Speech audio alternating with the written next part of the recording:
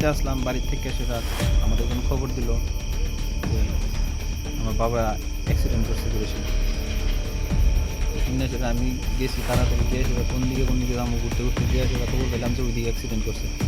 গিয়ে এসে তারপরে গিয়ে দেখলাম যে একটা ডোজার গাড়ি সরাই যাচ্ছে, বাবুর স্কুটিটা ঘুরে আছে। বাবুরে ততক্ষণ হাঁপানি হসপিটাল লেগে গেছে, তারপর আমি এনতে লগে লগে হাঁপানি হসপিটালে গেছি, একটা অভিযোগ দিয়েছি। আপনার বাবার নাম কি? আমার বাবার নাম প্রমোদ রঞ্জন দেবনা। কজন আসলো স্কুটিতে?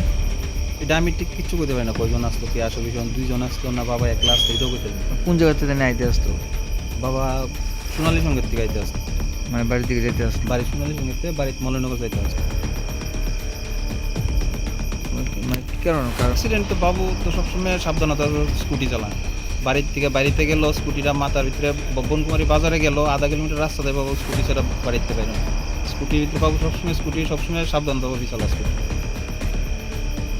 যতটুকু মানুষের শুনছি আমার যদি বেশি করে কইছে যে পুরোপুরি দোষ হলো ডজারের, যে চালাইছে ডজারের ড্রাইভারের দোষ। আমার কাছে ফোন আইছে, তা আসার পরে কইছে যে ওই চিকেন শপ আমাদের ওই আনন্দনগর, কনক চিকেন শপ, এটা ওই আনন্দনগর বাইপাস থেকে আমরা আনন্দনগর দিকে ঢুকতে এদিকে বাম দিকে একটা চিকেন কনক শপ আছে, এর মধ্যে মাংস বিক্রি করে। তো কইছে ওইখানের সামনে একটা অ্যাক্সিডেন্ট হয়েছে। তা আমরা ইন দ্য মিন টাইম সঙ্গে সঙ্গে কলের লোকই আমরা বেরিয়ে গেছি, ইমার্জেন্সি লোক গেছি গিয়া।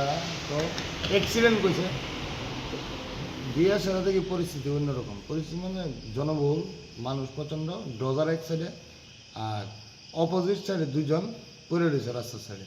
তো তারা লগ আমরা রেস্কিউ করছি, স্ট্রেচারও করে উড়াইছি একজনে, আরেকজনে আমরা তো গাড়ির মধ্যে স্ট্রেচার একটা থাকে, তো আমরা স্ট্রেচার দিয়ে উড়াইছি, আর একটা কম্বল দিয়ে আমরা উঠাইছি, কম্বলের মাধ্যমে মানে কম্বলের মধ্যে শুয়ে গাড়ির মধ্যে উড়াইছি।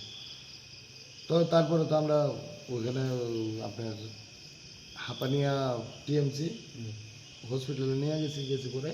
তো দুজনই আমরা রেস্কিউ করে নিয়ে ঢুকাইছি করে, তো ওই ডাক্তার ট্রিটমেন্ট করছে, ডাক্তার দেখছে।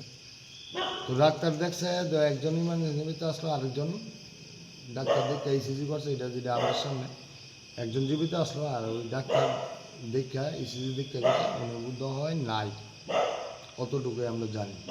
এর নাম আমার হয়েছে, এখানে নাম তো আমরা কইতে পারি না, কারণ তারা দুজনই সেন্সলেস। কে আছে না কে নাই এটা তো ডাক্তার বিবৃতি দিব যে কে আছে না নাই, কিন্তু আমরা যেটা পাবলিক ইনফরমেশন জানছি, মানে পাবলিকে কইছে আর কি। তো একজনের নাম হয়েছে কুমুদ দেবনাথ, 60 ইয়ার্স, আর আরেকজনের নাম হয়েছে সুধাংশু দাস, 55 ইয়ার্স।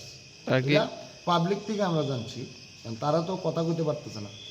কোন এলাকায় তারা তো কোন এলাকার এটাও জানছে না, ওখানে অ্যাক্সিডেন্ট হয়েছে, তো এটা পরে পুলিশ থানা গেছে, তার থেকে আমরা জানতেই পারি মানে কোন জায়গাতে, মানে তারা বাড়িঘর কোন জায়গাতে, কারণ তারা তো টোটালি সেন্সলেস, বাস অতটুকুই।